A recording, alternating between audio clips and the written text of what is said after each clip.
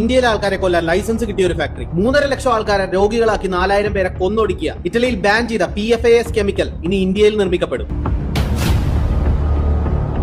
ഇറ്റലിയുടെ വിക്കൻസയിൽ മിറ്റനി എന്ന് പറയുന്ന ഒരു കെമിക്കൽ ഫാക്ടറി ഉണ്ടായിരുന്നു. ഈ ഫാക്ടറിയുടെ അടുത്ത പ്രദേശങ്ങളിൽ താമസിക്കുന്ന ആൾക്കാർക്ക് വിചിത്രമായിട്ടുള്ള രോഗങ്ങൾ വന്നു തുടങ്ങി.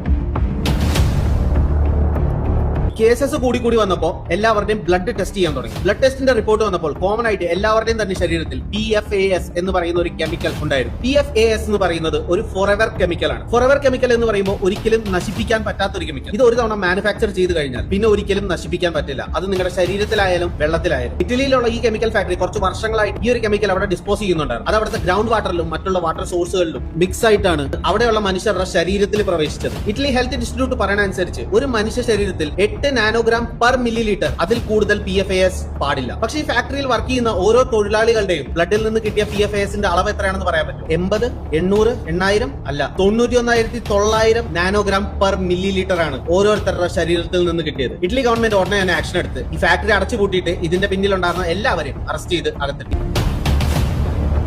ഇവിടെ നിന്നാണ് ട്വിസ്റ്റ് സ്റ്റാർട്ട് ചെയ്യുന്നത്. ഫാക്ടറി അടച്ചുപൂട്ടിയതിനു ശേഷം ഫാക്ടറിയിൽ ഉണ്ടായിരുന്ന എക്യുപ്മെന്റ്സും കാര്യങ്ങളും ഒക്കെ ബിഡിങ്ങിന് വെച്ചു. ഒരേ ഒരു കമ്പനി മാത്രമാണ് ഈ എക്യുപ്മെന്റ്സും മെഷീനറിയും ബിഡ് ചെയ്ത് മേടിച്ചത്. വിവ ലൈഫ് സയൻസ്. ഈ വിവ ലൈഫ് സയൻസ് എന്ന് പറയുന്നത് ലക്ഷ്മി ഓർഗാനിക്സ് എന്ന് പറയുന്ന ഒരു ഇന്ത്യൻ കമ്പനിയുടെ സബ്സിഡറി കമ്പനിയാണ്. ഈ മെഷീനറീസ് നേരെ വരുന്നത് മഹാരാഷ്ട്രയിലുള്ള രത്നഗിരിയിലാണ്. ഇന്ത്യയിലുള്ള ആൾക്കാരുടെ ജീവന് പിന്നെ ഒരു വിലയില്ലല്ലോ. കമ്പനി തന്നെ ക്ലിയർ ആയിട്ട് പറഞ്ഞിട്ടുണ്ട്, ഞങ്ങൾ PFAS എന്ന് പറയുന്ന ഈ ഒരു കെമിക്കൽ തന്നെയാണ് ഇവിടെയും മാനുഫാക്ചർ ചെയ്യാൻ പോകുന്നത്. ഇന്ത്യയിൽ PFAS റെഗുലേറ്റ് ചെയ്യാനായിട്ട് ഇതുവരെയും ഒരു നിയമവും ഇല്ല.